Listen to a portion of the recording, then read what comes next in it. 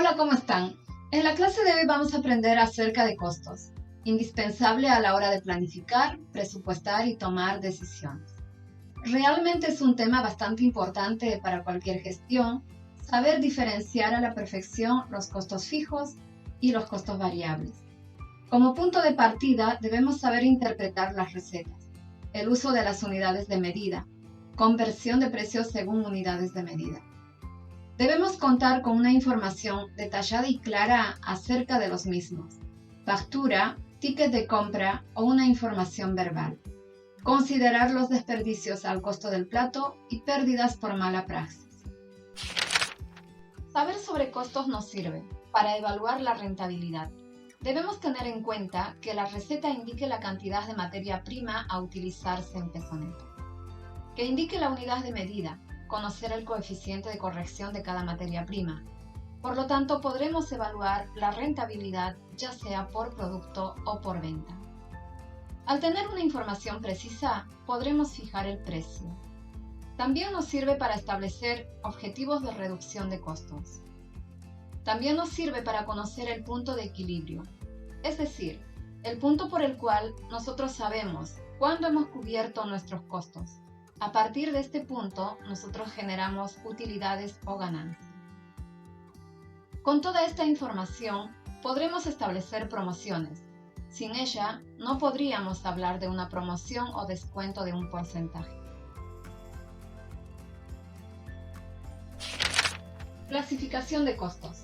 Cuando hablamos de clasificación de costos, podremos hablar de tres tipos de costos: los costos fijos, los costos variables y costo total. Es importante entender qué son costos fijos. Son aquellos que no tienen relación directa al volumen de producción y venta.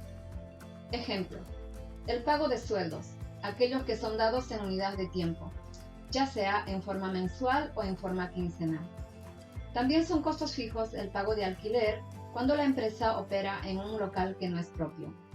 El pago de los impuestos, luz, gas, agua, teléfonos, seguros, etc.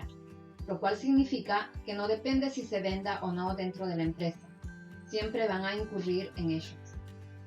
Y los costos variables son aquellos que sí tienen relación directa con el volumen de producción y venta. Si no diferenciamos estos costos, es probable que podamos equivocarnos en saber cuál es fijo y cuál es variable. Los costos totales es la sumatoria de los costos fijos más los costos variables igual costo total. Costos fijos. En este gráfico podemos observar el eje de las X y el eje de las Y. En el eje de las X podemos ver las unidades producidas o vendidas, y en el eje de las Y podemos observar los costos. Los costos fijos están representados por una línea horizontal, lo cual significa que no importa cuánto se produzca o venda, seguirán siendo siempre igual. Si no vendemos nada, la pérdida en la empresa será la sumatoria de los costos fijos. A mayor volumen de producción, los costos fijos se van diluyendo entre cada unidad producida, hasta ser un costo totalmente irrelevante, lo cual significa que los costos unitarios serán cada vez menor. Costos variables. Ahora hablaremos de costos variables. Decíamos que son aquellos que sí tienen relación directa con el volumen de producción y venta, lo cual significa que a mayor volumen de producción y venta tendremos mayor costo variable, y a menor volumen de producción y venta, menor costo variable. Estos son, por ejemplo, las materias primas. Si nosotros tenemos un sistema de producción de panes, las materias primas, harina, levadura, sal, azúcar, etc., incurrirán en mayor costo si producimos más. También la mano de obra directa puede ser considerada como costo variable si pagamos a destajo o por cantidad de producción, pues cada uno de ellos va a tener una relación directamente proporcional en la medida que incrementamos el volumen de producción. Aquellas empresas que no producen sino que solo comercializan un bien o un producto, el costo variable será el costo del producto que le paga al proveedor. La curva de la experiencia. Si consideramos la curva de la experiencia o el costo de negociación con los proveedores, nos servirá para reducir los costos variables de la mano de obra directa. A medida que aumenta nuestra producción, aumentamos la velocidad, por lo tanto reducimos el costo en el tiempo. También si aumentamos el volumen de producción, vamos a tener mayor capacidad de negociar con los proveedores sobre el costo de las materias primas, así poder reducir los costos variables. Costos totales. Cuando hablamos de costos totales, sabemos que primero debemos calcular los costos fijos y los costos variables. Y una vez que tenemos calculado cada uno de ellos, podemos calcular los costos totales de la empresa.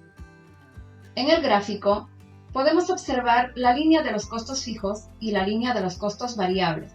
Los costos variables podríamos ubicarlos sobre la línea de los costos fijos. Esto sería un panorama completo acerca de los costos totales de la empresa. Punto de equilibrio. En el siguiente gráfico observaremos la integración de todas las líneas.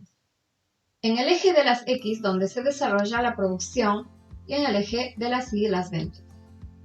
En la intersección de todas las líneas se observan los costos fijos, los costos variables y los costos totales. Claramente podemos ver que el punto de equilibrio es la interacción entre dos líneas, la línea de los costos totales y la línea de las ventas. Entonces, para ello, podemos interpretar de la siguiente manera. Por debajo de ese punto de equilibrio, cualquier producción o venta que hagamos va a generar pérdida para la empresa. Por arriba de ese punto de equilibrio, va a generar ganancia. Cualquier pan que nosotros vendamos arriba del punto de equilibrio, el margen bruto se convierte en margen neto, es decir, en ganancia.